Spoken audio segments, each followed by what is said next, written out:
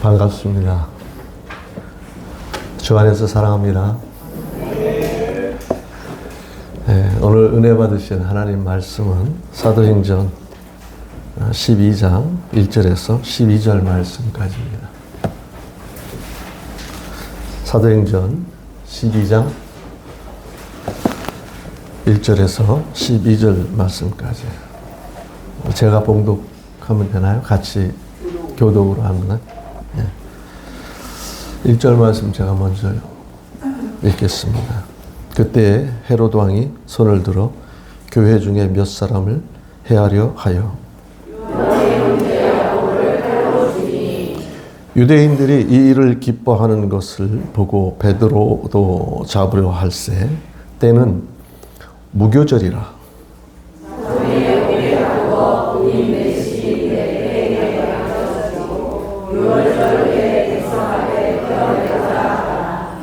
이에 베드로는 옥에 갇혔고 교회는 그를 위하여 간절히 하나님께 빌더라.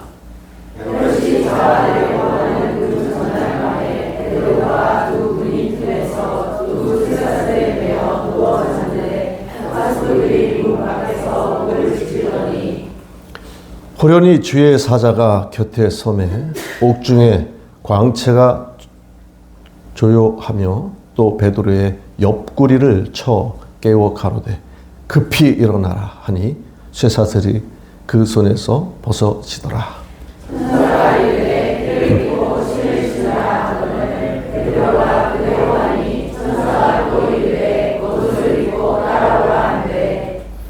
베드로가 나와서 따라갈새 천사의 하는 것이 참인 줄 알지 못하고 환상을 보는가 하니라.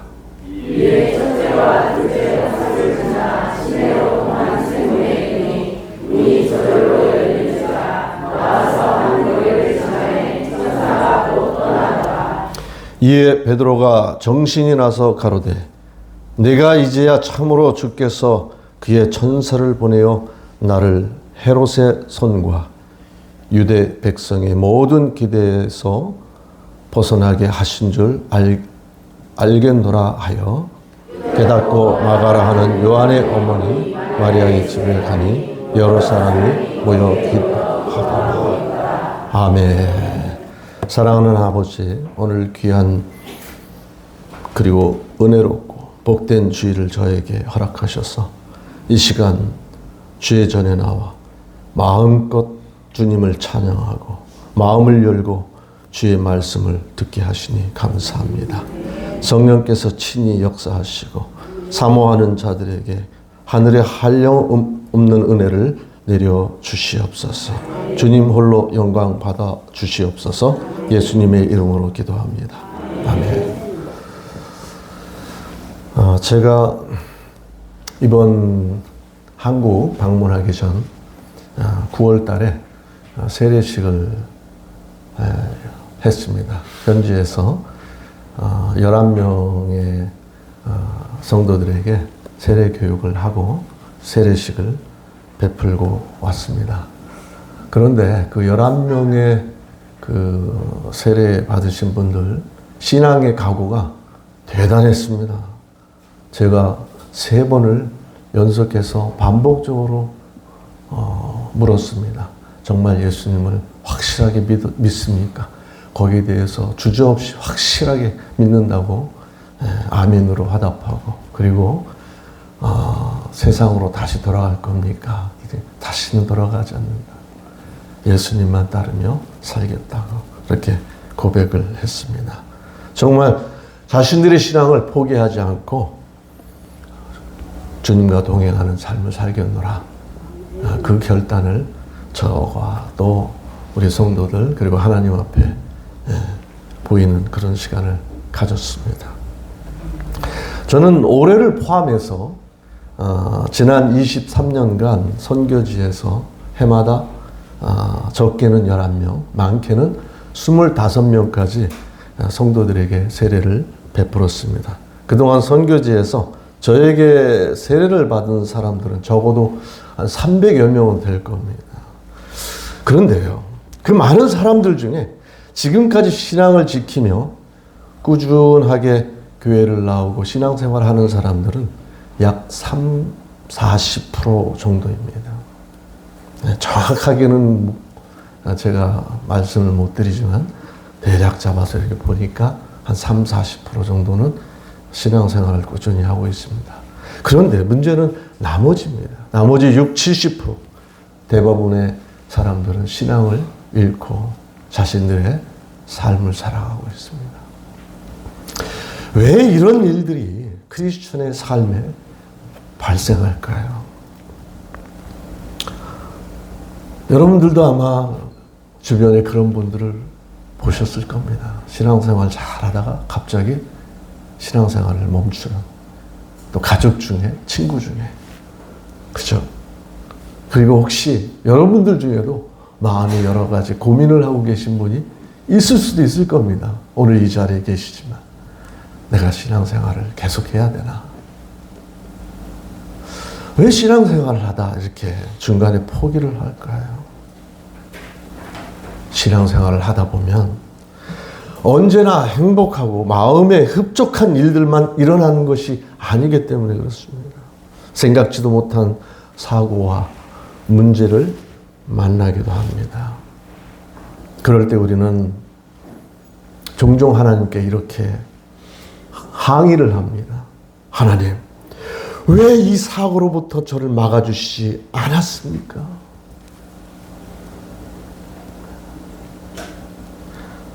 특히 교회 사역을 하다가 복음을 전하다가 어려움을 겪게 되면 하나님을 향한 불평이 더욱 커집니다. 사랑하는 성도 여러분, 여기서 우리가 분명히 알아야 할 것은 하나님의 인도를 따르는 길에서도 예상치 못한 그런 어려움을 경험할 수 있다는 것입니다. 우리가 살고 있는 이것은 천국이 아닙니다.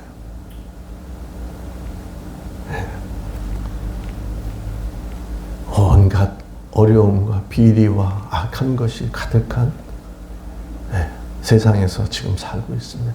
천국을 가기 위해서 열심히 신앙훈련하고 하나님께 예배드리고 그 와중에 우리가 넘어지기도 하고 하나님 앞에 불평도 하게 됩니다. 하나님이 가라고 하신 곳으로 갔음에도 불구하고 하나님이 하라고 한 것을 했는데도 불구하고 그것에 어려움이 있고 사고를 당할 수 있다는 사실을 기억하시기 바랍니다. 이와 같은 상황은 성경에서도 볼 수 있습니다. 대표적으로 구약 성경에 아브라함과 요셉이 그렇습니다.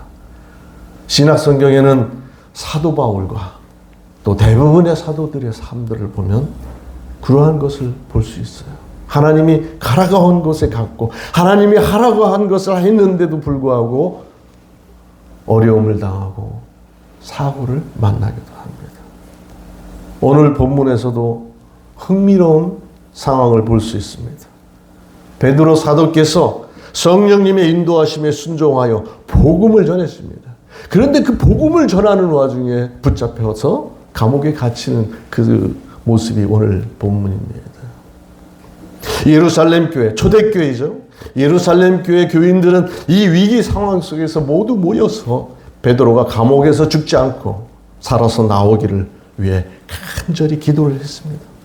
그 내용이 오늘 5절 말씀에 기록되어 있습니다. 이에 베드로는 옥에 갇혔고 교회는 그를 위하여 간절히 하나님께 빌더라. 그런데 정작 감옥에 갇힌 베드로는요, 그 밤에 감옥 안에서 잠을 쿨쿨 자는 거예요. 6절 말씀 볼게요. 헤롯이 잡아내려고 하는 그 전날 밤에 베드로가 두 군사 틈에서 두 쇠사슬을 매여 누워 자는데 파수꾼들이 문 밖에서 옥을 지키더니 감옥 밖에서는 예루살렘 교회 성도님들이 베드로를 위해서 간절히 기도를 하고 있지만 베드로 사도는 감옥 안에서 잠을 쿨쿨 자고 있는 거예요. 오히려 감옥 밖에 있는 사람들은 안절부절 못하고 있는데 감옥에 갇힌 사람은 태평 평평하게 잠을 자고 있습니다. 얼마나 깊이 잠이 들었는지 천사가 나타나서, 오늘 보셨죠? 천사가 나타나서 옆구리를 발로 걷어찼어요. 일어나라고. 그런데도 잠에 취해 있습니다.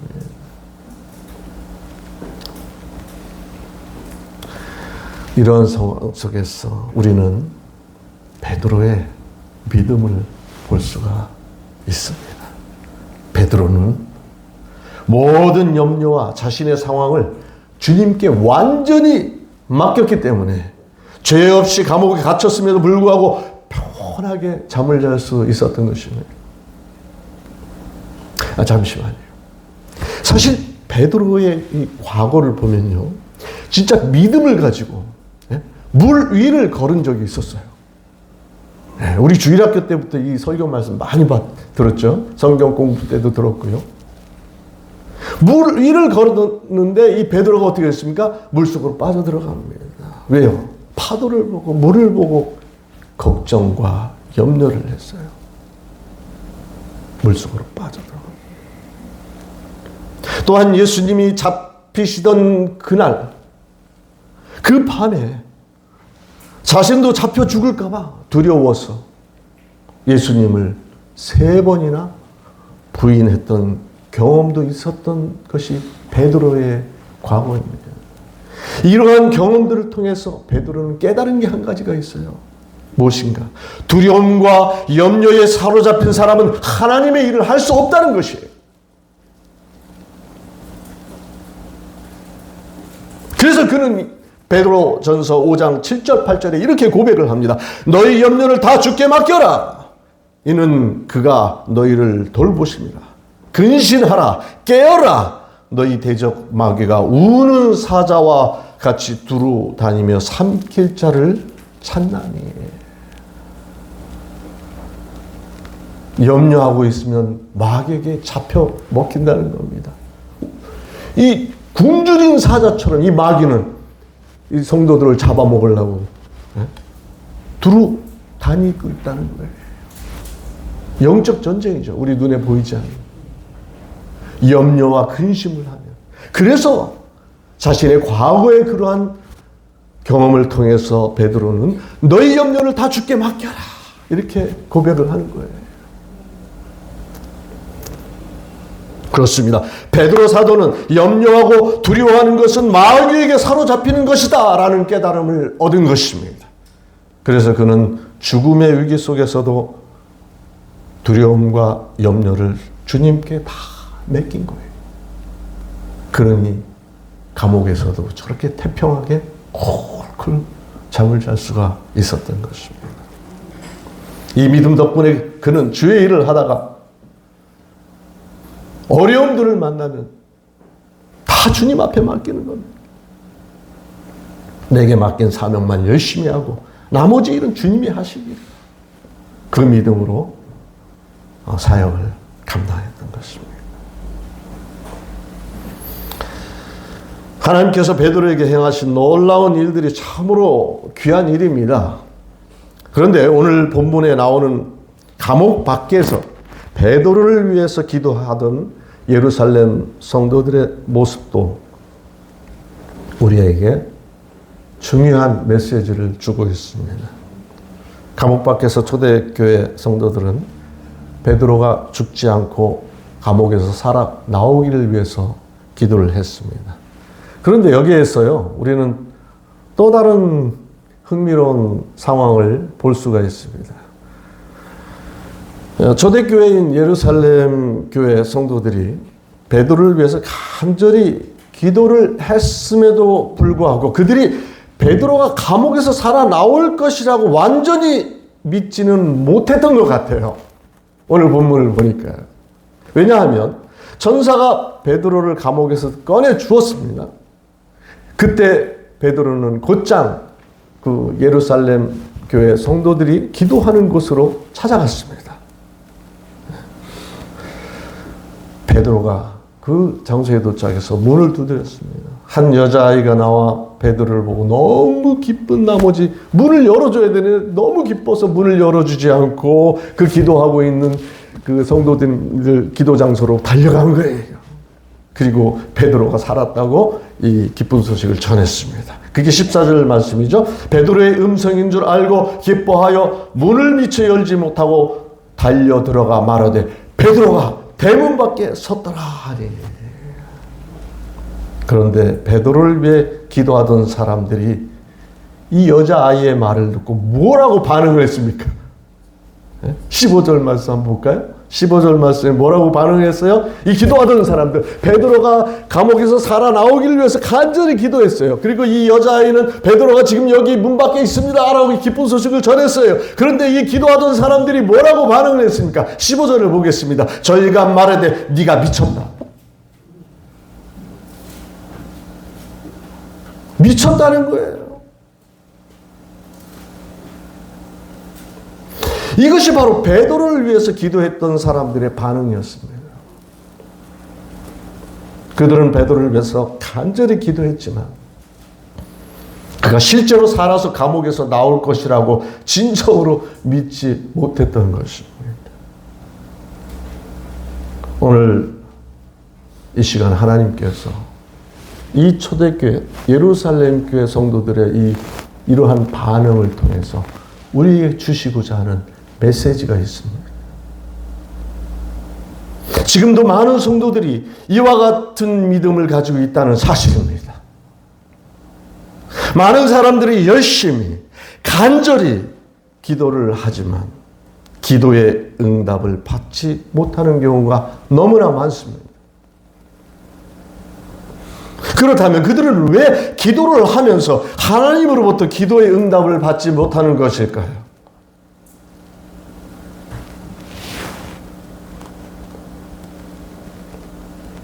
그 이유는 그들이 전능하신 하나님께 기도를 하면서도 여전히 이게 될까? 하나님이 살아계실까? 염려와 두려움과 의심으로 차있기 때문에 그렇습니다. 예루살렘 성도들이 기도하면서 과연 베드로가 거기서 살아나올 수 있을까? 헤로드 왕이 내일 죽이려고 하는데 기도를 하는데 한쪽에서는 염려와 불안과 의심이 있는 거예요. 여러분들의 기도의 삶을 한번 보십시오. 과연 확신을 가지고 기도하고 있는가? 아니면 여전히 이거 될까?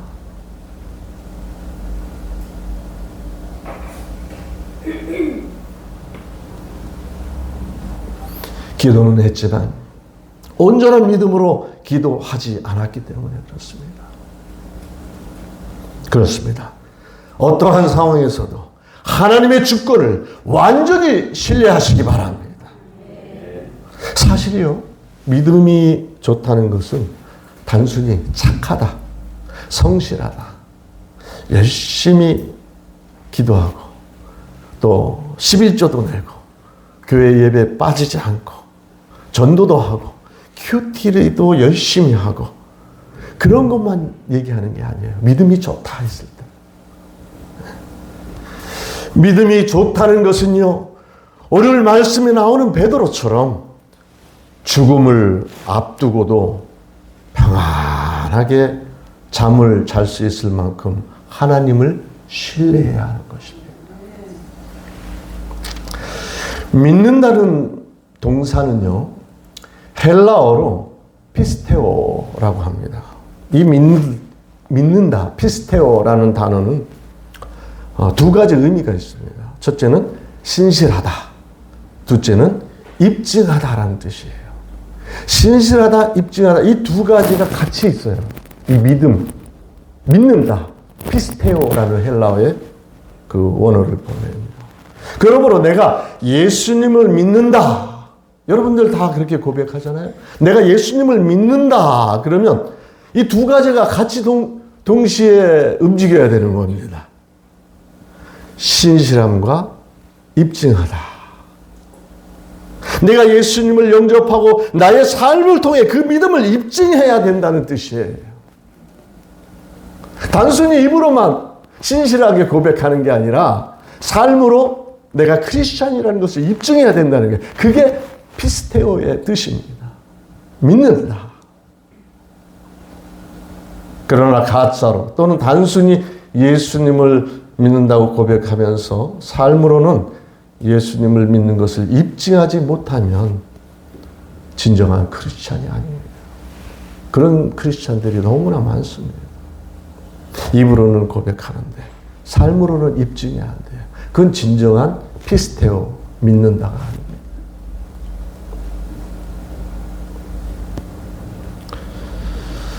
앞으로 우리가 믿는다고 고백할 때 그 고백이 신실해야 하며 삶으로 그 신실함을 입증해야 한다는 사실을 꼭 기억하시기 바랍니다. 우리는 모두 하나님을 잘 믿고 있는 것처럼 보이지만 우리의 믿음이 베드로를 위해 기도했던 예루살렘 성도들의 수준에 머물러서는 안 됩니다. 그들은 열심히 기도했지만 그 기도의 열심만이 전부였어요. 열심만이 전부였습니다. 열심히 교회 나옵니다. 그 열심으로 끝나는 거예요. 열심히 예배를 드립니다. 열심으로만 끝나는 거예요. 삶으로 입증이 안 돼요. 진정한 믿음이야.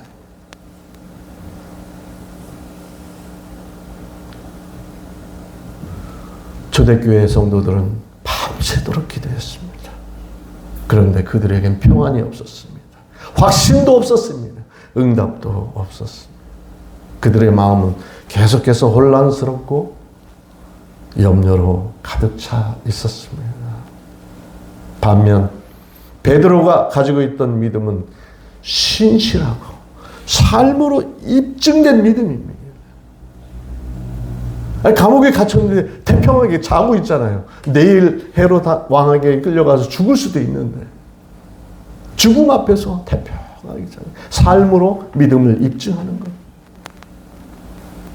베드로는 모든 상황에서 하나님의 주권을 완전히 믿었습니다. 이것이 바로 베드로의 믿음이었고 그 믿음을 하나님 앞에서 입증했습니다. 그때 하나님은 역사했습니다. 그때 하나님은 기적을 베푸신 것입니다. 사랑하는 성도 여러분, 어떤 환경과 처지에 있든지 우리의 생명이며 주인이신 예수님 안에 거하시기를 축원합니다. 베드로처럼 삶으로 믿음을 신실하게 입증하시기 바랍니다. 주님은 우리에게 완전한 평안과 승리를 주실 줄 확신합니다. 주님은 반드시 우리의 삶에 역사하실 것입니다. 그 믿음 안에서 하나님의 영광이 나타납니다. 여러분이 그 믿음의 주인공이 되시기 바랍니다. 여러분의 삶에 하나님의 역사가 나타날 줄 믿습니다. 기도하겠습니다. 사랑하는 아버지, 우리가 어떤 상황에서도 주님을 온전히 신뢰하는 믿음을 가지게 하옵소서. 베드로처럼 염려와 두려움을 주님께 맡기고 평안을 누리게 하시고 우리의 삶을 통해 신실한 믿음을 증명하게 하옵소서. 기도할 때 응답에 대한 확신을 갖게 하시고 흔들리지 않는 믿음으로 주님의 영광을 나타내게 도와주시옵소서.